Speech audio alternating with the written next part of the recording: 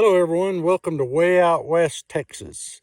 As promised, today our first in our series of harvesting and processing our mesquite beans. I'd like to start out and just welcome everybody. We've got a lot of new followers and we're just happy for everybody being here and we hope you like what we're doing. And if you do, feel free to share our content with your like-minded friends, and be sure and like and subscribe and hit the bell and all that good stuff so that you're notified whenever we post something new. So here we go on our mesquite bean. Our first in the series is harvesting the beans. Okay, here's so you get an idea of what a row of mesquite trees looks like. And this just so happens to be on the side of a county road. Most landowners and stuff have absolutely no problem with you picking beans and along the road and stuff like that. Some of them will even let you go on their property, but always be courteous, ask permission, let them know that you're going to be there, and leave things as you found them, if not better. And you be good to the landowners and they'll be good to you. Okay, one of the first questions we get is, how do you know when they're ripe? The easiest way to tell is you'll start seeing fresh beans laying on the ground. And just as soon as they start getting ripe and start dropping, the cows will clear the lower limbs off. Cows love these beans and they eat them like crazy. The other way is, if you'll look, some of them are kind of a green color, some of them are kind of a red and tan.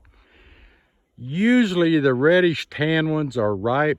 There are some that will be almost a solid tan, but the easiest way is just get a hold of them and just pull gently. If they're ripe, they'll come right off in your hand. You can grab a bunch like this and just pull, and they'll just come right off in your hand, just like that. If they're not ripe, they won't come off. It takes quite a bit of pull to do it. But, you can try one, pull on a little. If it comes right off, it's ripe, ready to go. And you can get a handful of them at a time like that. Now, like with everything, we got to talk about the safety aspect.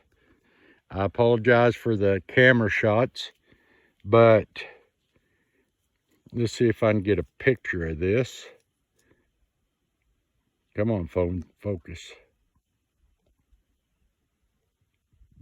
That is the top end, and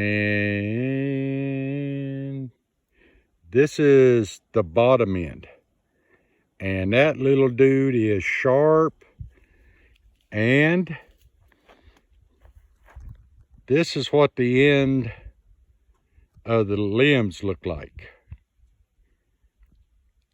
And this one just so happens to be a dead limb, so you can see, see if you can get down here where you can kind of see the size of those.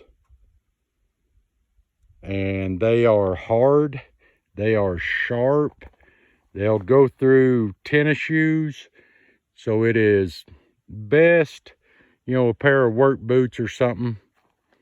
The other thing is you're picking off of the bigger trees, you've got all this little stuff out here that has the same thorns on it, and they will tear your legs up. A good idea, one lady has like a 2-liter bottle with a kind of a teardrop shape in it, where she can slide it up over the beans and then pull on them, and they fall into the 2-liter bottle, so you don't have to reach into them.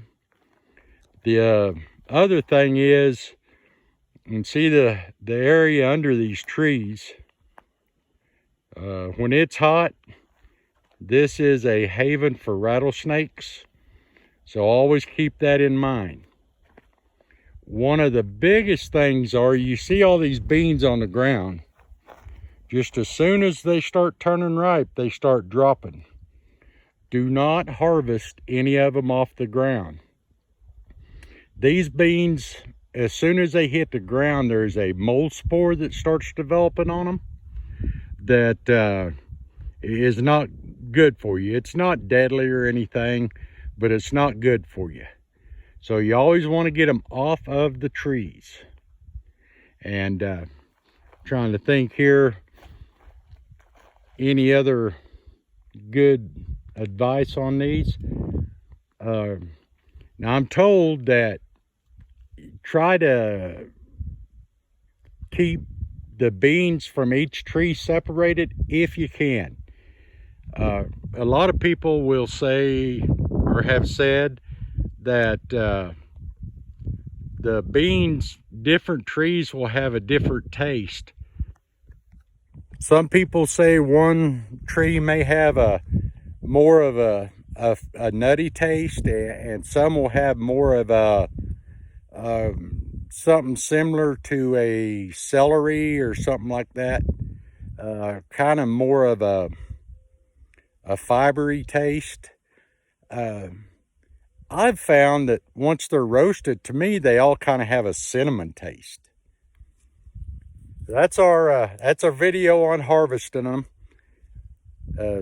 Be sure and click for notifications. Our next one's going to be on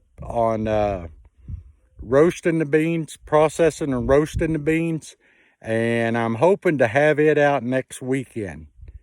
Like I said, be sure to like and share and check out all of our social media websites. Just in your Facebook, Twitter, Instagram, YouTube.